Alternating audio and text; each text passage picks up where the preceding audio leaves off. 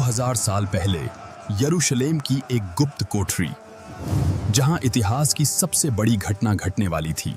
ऊपरी कोठरी में 120 लोग, खामोशी, डर और एक अजीब सा इंतजार। पर किसका? और अचानक आसमान से एक भयंकर आवाज आई, जैसे कोई विनाशकारी आंधी आ गई हो। पर यह कोई तूफान नहीं था। उस आंधी के बीच रहस्यमयी आग की जीभें फटती हुई दिखाई दी। वो आग जलाने नहीं आई थी, वो तैरती हुई आई और हर एक के सिर पर ठहर गई। यह था पवित्र आत्मा का महाअवतरण। परमेश्वर की सामर्थ्य ने उस कमरे को झकझोर दिया था। और फिर हुआ एक महाचमत्कार। वे पवित्र आत्मा से भर गए और नई भाषाओं में बोलने लगे। उस भयानक शोर से यरूशलेम में भगदड़ मच गई। हजारों की भीड़ उस कोठरी की तरफ दौड़ी। भीड़ दंग रह गई। हर कोई चेलों को अपनी मातृभाषा में बोलते सुन रहा था। ये कैसे संभव था? कुछ हैरान थे तो कुछ ने मजाक उड़ाया, ये तो नशे में है। पर सच क्या था? तब पतरस सामने आया, जो कभी डरता था। आज वो एक गरजते हुए शेर की तरह खड़ा था। उसका प्रचार तलवार की तरह लोगों के दिलों के पार हो गया। भीड़ तड़प उठी। अब हम क्या करें? पेंटेकॉस्ट सिर्फ एक कहानी नहीं, मसीही जीवन की नींव है। क्या आपके अंदर वो आग है? उस दिन 3000 लोगों ने बपतिस्मा लिया और कलीसिया का जन्म हुआ। इतिहास का सबसे बड़ा परिवर्तन। इस आग का असली रहस्य क्या था? ये आपके जीवन को कैसे बदल सकती है? यीशु मसीह के क्रूस और पुनरुत्थान के बाद यरूशलेम एक अजीब सी बेचैनी में था। यीशु ने स्वर्ग जाने से पहले अपने चेलों को एक सख्त आज्ञा दी थी, यरूशलेम को न छोड़ना, परंतु पिता की उस प्रतिज्ञा के पूरे होने का इंतजार करना। वे भारी मन और बड़ी आशा के साथ यरूशलेम लौट आए। बाहर यहूदियों का विरोध था, इसलिए उन्होंने खुद को एक ऊपरी कोठरी में बंद कर लिया। उस कमरे में 11 प्रेरितों के साथ कुल 120 लोग मौजूद थे। पतरस, जो कभी डर से यीशु से मुकर गया था, आज घुटनों पर था। यीशु की माता मरियम और अन्य स्त्रियां भी उसी विश्वास के साथ प्रार्थना कर रही थीं। उन सभी का मन एक था और उनकी प्रार्थनाएं बिना रुके स्वर्ग की ओर उठ रही थीं। दिन बीतते गए। 1 दिन, 2 दिन, 9 दिन। इंतजार लंबा होता जा रहा था। बाहर यरूशलेम शहर पेंटेकॉस्ट यानी सप्ताहों के पर्व के लिए सज चुका था। रोमन साम्राज्य के कोने कोने से लाखों यहूदी इस पर्व को मनाने यरूशलेम आए थे। रोमन सैनिक भीड़ पर नजर रखे हुए थे, किसी भी विद्रोह को कुचलने के लिए तैयार थे। और फिर फसह के पर्व से ठीक 50वां दिन आ गया, पेंटेकॉस्ट का दिन। उस सुबह 120 चेले एक ही जगह पर इकट्ठे थे। सब कुछ बिल्कुल शांत था। अचानक यरूशलेम के आसमान में कुछ ऐसा हुआ जो प्राकृतिक नहीं था। एकाएक आकाश से एक भयंकर शब्द हुआ, जैसे एक बड़ी आंधी का झोंका चला हो। वो अदृश्य आंधी सीधा उस घर की ओर बढ़ी जहां वे बैठे थे। खिड़कियां कांप उठी और दरवाजे चरमरा गए। शोर इतना भयानक था कि कान सुन्न हो जाएं। चेलों ने अपनी आंखें खोली। क्या ये कोई भूकंप था या रोमियों का हमला? उस भयंकर गूंज ने उस पूरे घर को भर दिया। ये हवा नहीं, परमेश्वर की सांस थी। और फिर आंधी रुक गई, लेकिन कुछ और था जो उस कमरे में प्रवेश कर चुका था। उनके ठीक सामने शून्य में से आग प्रज्वलित हुई। उन्हें आग की जीभें फटती हुई दिखाई दी। एक ऐसा दृश्य जो किसी इंसानी दिमाग ने नहीं सोचा था। वह पवित्र आग कोठरी में तैरने लगी, हर एक व्यक्ति की ओर बढ़ने लगी और वो आग हर एक के सिर पर आ ठहरी। सबसे पहले पतरस पर। आग ने पतरस को जलाया नहीं, बल्कि उसके अंदर के हर डर, हर संदेह को भस्म कर दिया। जवान, बूढ़े, पुरुष, स्त्री, वहां मौजूद हर एक व्यक्ति के सिर पर आग की जीभें ठहर गईं। वह साधारण सी कोठरी अब परमेश्वर के पवित्र मंदिर में बदल चुकी थी और वे सब के सब पवित्र आत्मा से भर गए। परमेश्वर की सामर्थ्य इतनी गहरी थी कि उनके होंठ कांपने लगे। उनके अंदर से कुछ बाहर आने के लिए बेताब था। और जिस प्रकार आत्मा ने उन्हें बोलने की सामर्थ्य दी, वे अन्य भाषाओं में बोलने लगे। यह कोई बड़बड़ाहट नहीं थी। वे स्पष्ट और सिद्ध भाषाओं में परमेश्वर के बड़े कामों की घोषणा कर रहे थे। पूरा कमरा 120 अलग अलग भाषाओं की आवाज से गूंज उठा। एक स्वर्गीय शोर। वे अनपढ़ मछुआरे और डरे हुए लोग अब हमेशा के लिए बदल चुके थे। पवित्र आत्मा की आग को अब दीवारों के भीतर कैद नहीं रखा जा सकता था। वे कमरे से बाहर निकले। उनके चेहरों पर मसीह का तेज और सीनों में आत्मा की आग थी। बाहर उस आंधी के भयंकर शब्द ने पूरे शहर का ध्यान खींच लिया था। हजारों की भीड़ उस घर की ओर दौड़ी। वे देखना चाहते थे कि आखिर हुआ क्या है। और तब 120 चेले अन्य भाषा बोलते हुए उस विशाल भीड़ के सामने आकर खड़े हो गए। भीड़ में खड़े लोग सुन्न पड़ गए, क्योंकि हर कोई उन्हें अपनी मातृभाषा में बोलते सुन रहा था। क्या ये सब जो बोल रहे हैं गलीली नहीं? भीड़ में कानाफूसी शुरू हो गई। वे परमेश्वर के बड़े बड़े कामों की चर्चा कर रहे थे। स्वर्ग ने धरती की भाषा को आजाद कर दिया था। सब चकित थे और घबराकर एक दूसरे से कह रहे थे, इसका अर्थ क्या है? पवित्र आत्मा की आग धरती पर लग चुकी थी, लेकिन कुछ लोगों ने इसका भयंकर विरोध किया। क्या पतरस इस भीड़ का सामना कर पाएगा?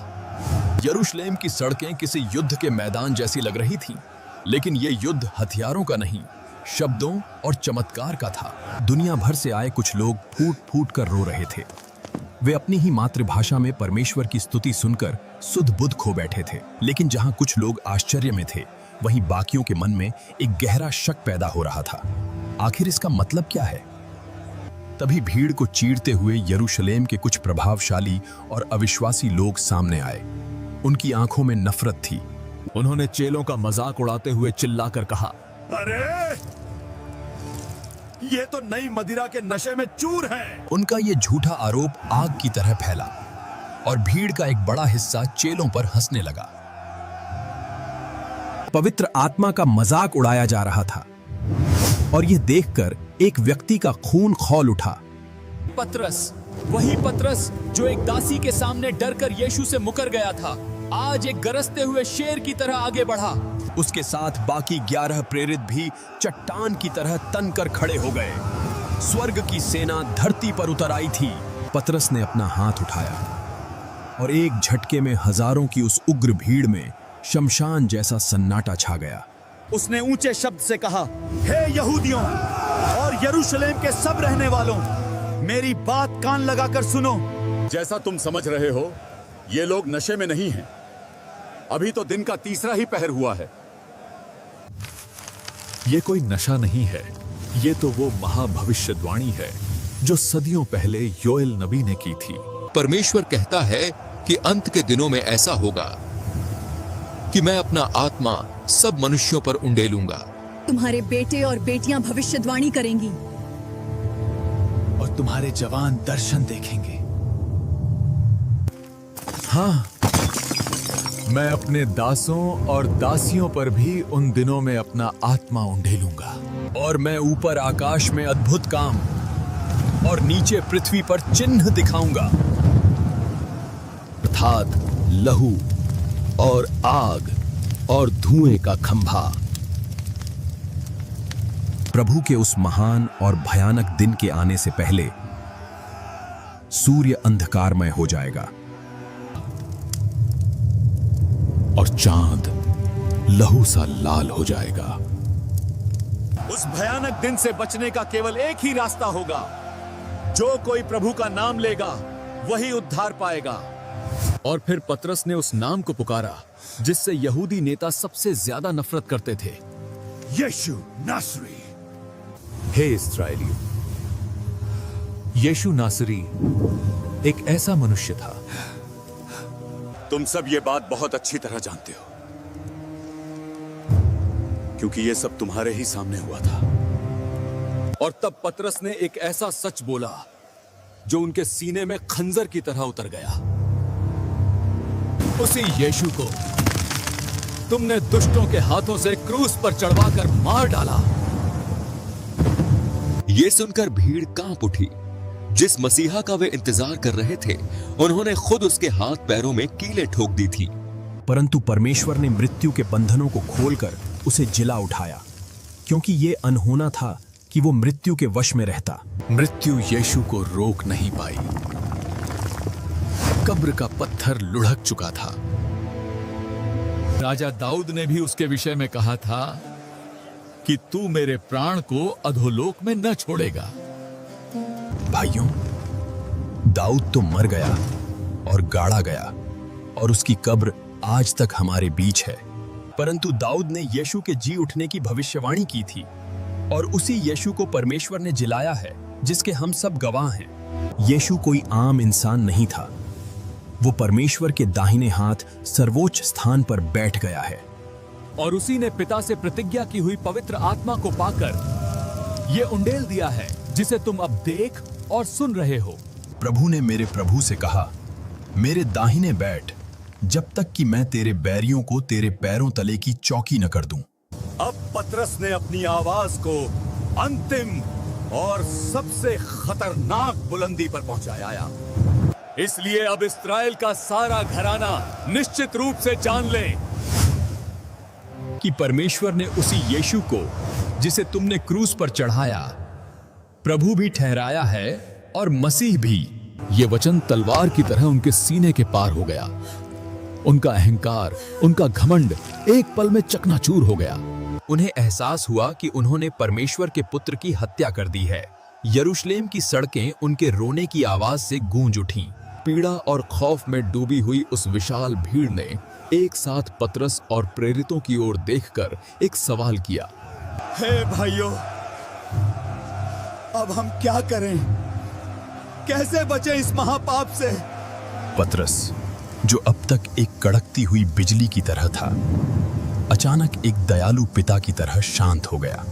उसने कहा, मन फिराओ और तुम में से हर एक अपने पापों की क्षमा के लिए यीशु मसीह के नाम से बपतिस्मा लें। क्या ये लाखों लोग यीशु को स्वीकार करेंगे या यरूशलेम की सड़कों पर कोई खूनी बगावत होगी? एक ही दिन में 3000 आत्माओं का वो महाचमत्कार जानेंगे पेंटेकोस्ट के अंतिम भाग में। पतरस के वचनों ने यरूशलेम की उस विशाल भीड़ के दिलों को चीर दिया था। हम क्या करें? इस सवाल की गूंज हवा में तैर रही थी। पतरस ने अपनी बाहें फैलाईं और कहा, मन फिराओ और अपने पापों की क्षमा के लिए यीशु मसीह के नाम से बपतिस्मा लो। तब तुम भी पवित्र आत्मा का दान पाओगे, क्योंकि यह प्रतिज्ञा तुम्हारे और तुम्हारी संतानों के लिए है। उस दिन कोई बहस नहीं हुई, कोई घमंड नहीं बचा। जिन्होंने यीशु को ठुकराया था, आज वे उसी के सामने झुक रहे थे। पूरा यरूशलेम शहर एक ऐतिहासिक पल का गवाह बनने जा रहा था। हजारों लोग पानी के कुंडों की ओर दौड़े। पतरस और बाकी सभी 120 चेले यरूशलेम के कुंडों में उतर गए। पानी लहरें मार रहा था। पहला व्यक्ति पानी में गया। मैं तुझे यीशु मसीह के नाम से बपतिस्मा देता हूं। जैसे ही वो पानी से बाहर आया, उसका पुराना पापी जीवन दफन हो चुका था। वो एक नई सृष्टि बन गया। और फिर पानी में उतरने वालों की कतार लग गई। 10। वहां कोई ऊंच नीच नहीं था। गरीब, अमीर, दास और मालिक सब एक ही पानी में अपने पाप धो रहे थे। Jerusalem had never seen such a sight. The city that weeks ago was shouting "Crucify him" was today singing "Lord Jesus." उस एक दिन में 3000 आत्माओं ने बपतिस्मा लिया और मसीही कलीसिया का जन्म हुआ। उन 3000 लोगों के अंदर अब एक नई आग जल रही थी, पवित्र आत्मा की आग। बपतिस्मा के बाद वे अपने घरों को नहीं लौटे। वे प्रेरितों से शिक्षा पाने के लिए भूखे थे।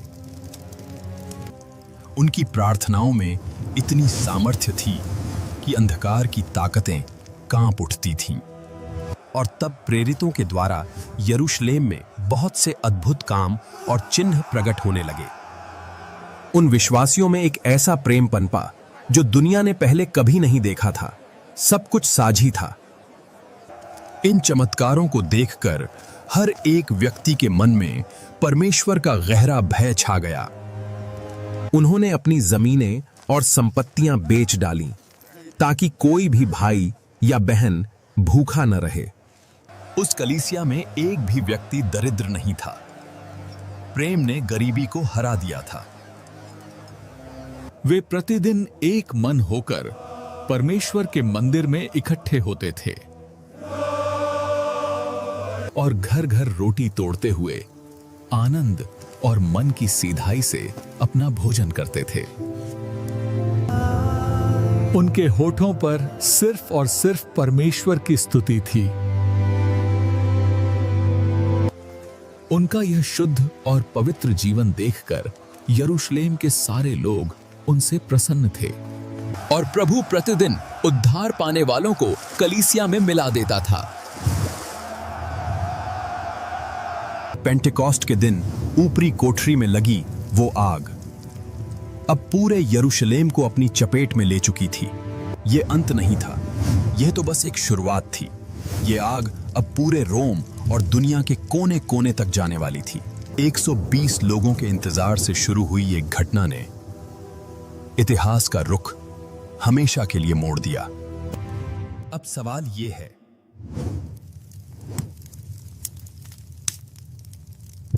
आज 2000 साल बाद आपका मसीही जीवन कैसा है?